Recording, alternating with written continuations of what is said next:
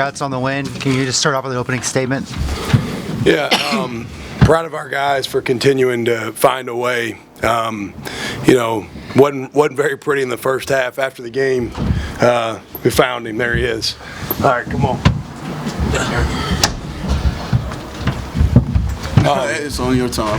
After the game, my dad, who's 74, he said, "Hey, I'm glad to, by the podium, he said, I'm glad to see you. After the first half, I wasn't sure if you were here coaching or not. So I've always got him to keep me humble. But these guys all year have continued to fight through all kinds of situations and circumstances, a lot of adversity. That was our 11th straight win since losing on a Hail Mary the last play of the game to App State. And we were 1-2 at that point. And then we've rattled off the last 11. If that doesn't show the character of our locker room and the type of young men we've got, and then the ways we've won games. It hadn't always been pretty. It hadn't always been easy. But proud of them. Grateful for our fans and the turnout. I thought we had a tremendous support from the Troy community tonight. Grateful for the Cure Bowl for having us here. Tremendous venue. What a fun experience our guys had here in Orlando. It was a tremendous trip for them, and they earned it. And then hats off to UTSA, man. They're a really good team. Jeff's done a phenomenal job there. And that was not an easy win. That was a tough, hard-fought win. And in my opinion, they should be ranked in the top 25 after this game, too. I think we should both still be there. So with that, questions or whatever you guys ask them a lot of questions, if you will, please. Let's start off with questions for the players first, and then we'll be able to let them go celebrate in the locker room with their teammates. Hey, KJ. Hey. Hey, bud. Hope that cupcake's good. Oh, man. Cupcakes, come on. Shout out Miss Allison. Stop playing. You mentioned it during the trophy presentation out there when you got MVP, but to have your daughter be able to see you play for the first time and you do this, how special is that?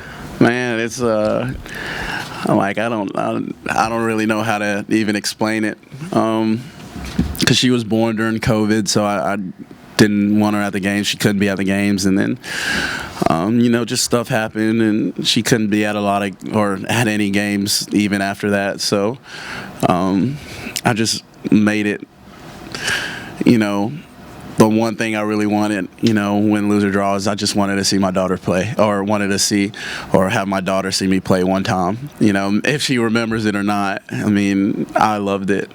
Just being able to see her and wave at her and stuff. That's the best feeling in the world. Dad, I'm gonna be able to top the daughter question, but Carlton, this is for you. You guys come out. We already knew going in, if you paid any attention to this group, you guys have a tough defense, but what you were across from was going to be a good offense as well. To hold a group like that to 3 turnovers and then a turnover on downs in the third quarter to keep you guys alive in the game. How big is that for your defense? How much does that show off the identity of this team? That's just the identity of this team. Bend, don't break. We knew what type of offense we were coming in against, but we told each other, hey, as long as we're out there playing for each other, as long as we're out there 11 hands to the ball, we're going to be fine. So, hats off to them. They're a great team, but, I'm proud of our defense and I'm proud of our coaches. All three of you guys, what does it mean for all three of you seniors to leave with a win tonight in the bowl game? We the best team in Troy history. Thank you.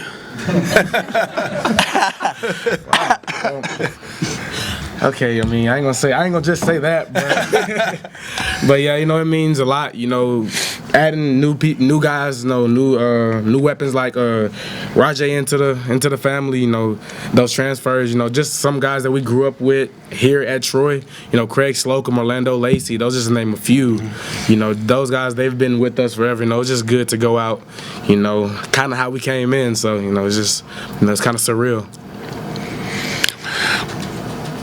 This is as good as eating that cupcake right there, man. It was great. It's no better feeling than that, man. It's great. Icing on the cake, for real, literally. But to add on to that, though, I got to thank Coach Summerall, Carlton, KJ. I'm a transfer. Everybody knows that, these guys welcome me in. And, for us to go out on top and finish like this for this team and what Coach Summerall has came in and has done is, like, you got to be grateful for it. And so, like, it's just a blessing, you know. Like, I done lost my voice, so I ain't trying to say too much. A question for either of you that you could answer.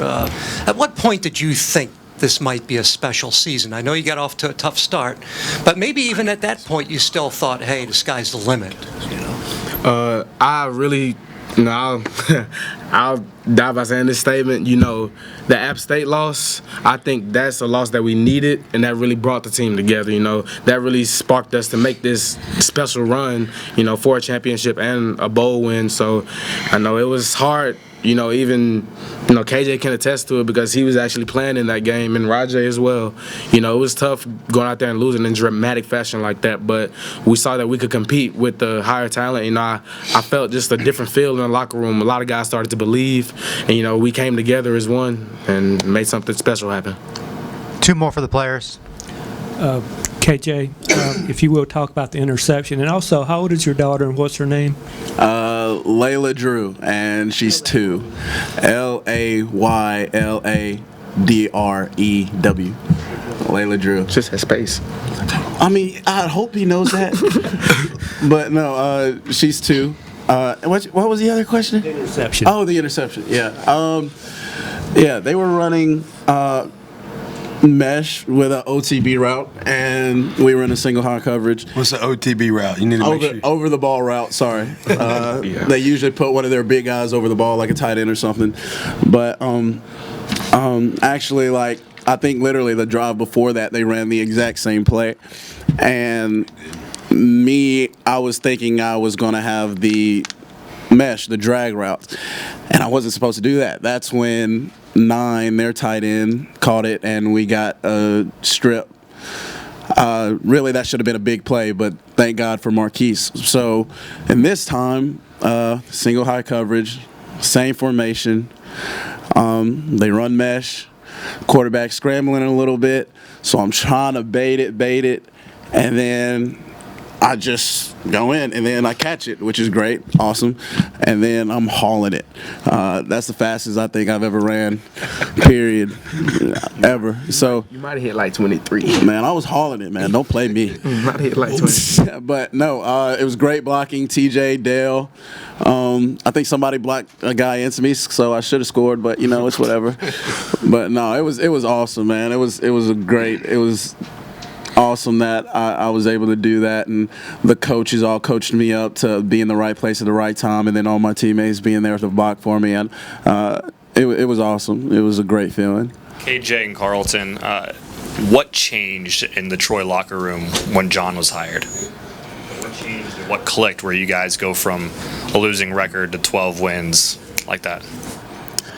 I think our core values is attitude, toughness, discipline, and love. And my thing is, I think the biggest thing out of those is love. I think love is an action. Love is, Not a feeling. It's not a feeling. It's an action. It's sacrificing for your brother.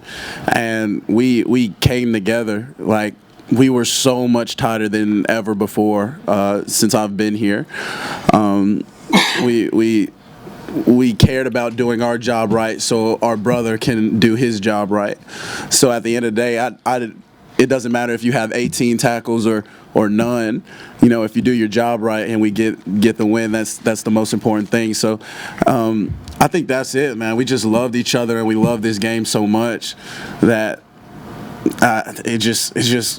it shows because we're up here now. So that's all I got. All right, guys, thank you very much, and go celebrate with your teammates in the locker room. Sounds good. Thank you, guys. Thank you. Thank you. Hold it down. Get that other one off. All right, questions for Coach? John, when you got hired, I know you had this vision of getting Troy back to big bowl games and back to winning records and rankings. To see this come to fruition so quickly in year one, just what does that say about what your vision and your team and what you guys got in the locker room?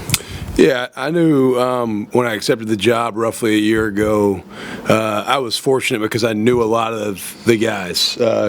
KJ and Carlton were two of the last guys I recruited before I left as an assistant coach. And so getting those guys to return, getting Austin Stidham to return, getting DK Billingsley back, getting a lot of veteran guys that I had helped recruit as an assistant that I knew that they would understand the vision of what we were trying to project and that they would help reinforce the buy-in. And so I knew that those guys would maybe help us get this turnaround done faster. This is a very proud and storied program. I'm grateful for that. I love that. I wouldn't want to coach somewhere that was not passionate and successful in football. Football really matters at Troy. And I think the young men of our team have a great appreciation for the support that they've been given. Our leadership at our university, Dr. Jack Hawkins, Brent Jones, those folks, our board of trustees, they've done a tremendous job of supporting us at every turn and making sure that we have the resources. But to do it this fast, it's a testament to the buy-in of our guys, because we came and we asked them to do some things that were maybe new and uncomfortable and at times painful for them because it was very different than what they had experienced previously. Take us to the decision on the fake punt. Setting the decision, yeah. Well, we've only been practicing that since like August the 15th, probably. I'm not going to tell you the call, but it was. I sent it in. I told our staff on the headset I want to go sugar eyes, which basically means we get in a huddle. And I look at the formation, and I may call a punt or I may call a fake punt. And I felt like we had the chance to do that. We've repped that twice a week, every week for, I don't know, 20 weeks now probably, or 18 weeks. And it was 4th and 3. We got Kamani who plays our adjuster position, and I thought we needed to try to create some momentum right there. And we went down and kicked a field goal. I was a little ticked off. We didn't score a touchdown off of it. But to get a 6-point lead there was pivotal, because then they had to score a touchdown and they got back in scoring position again. And after that, so that was a critical moment. Coach, later in the fourth quarter, they break out that 53-yard run. One of the biggest plays that their defense has given up all season, but they hunkered down and were able to stop them 4 straight downs from the 3-yard line. Just talk about that. Yeah, and look, nothing against that run. We did not run a call properly. All right, they were in an unbalanced set. We didn't communicate the call. It was a most poorly executed play of the entire game by our defense by a lot. I was really frustrated that it was bad football, and they took advantage of our mistake. But our guys did a tremendous job of bowing their neck, and they have all year. I had no doubt. When they got down there, I wasn't like, hey, they're going to score. They still got to punch it in, and with the type of kids we got on defense and the mindset on that side of the ball in our program, we're not going to give you anything. I don't know if you remember, but 2 weeks ago, last regular season game against Arkansas State, we throw a pick the first drive, and Arkansas State gets the ball on the 3-yard line to start the game, and they had to kick in a field goal. So our defense has been in some bad spots and responded really well all year. Coach, we were talking a bit Tuesday. We've been talking about the App State loss being that big moment, then going all the way through to battling Coastal in the championship. Icing on the cake, as KJ says tonight, right? With all that in mind, first of all, how big was it to go through Coastal and get that win to kind of reassert the storied program that you talk about in the Sun Belt? And then do you feel like you have what it takes to keep pushing the program to stay at the top of the Sun Belt? Yeah, the App State game was a pivotal spot in the season for us, and I thought it did draw us closer together. Being able to beat Coastal was big. I mean, Coastal coming into our game the last 3 years was 31-4. Or 31-5 maybe, and 20-4 in conference. I mean, they had a crazy 3-year run in their record. And so I told our guys all week, if you want to be the best, you got to beat the best. And they've been one of the best for 3 years in this league.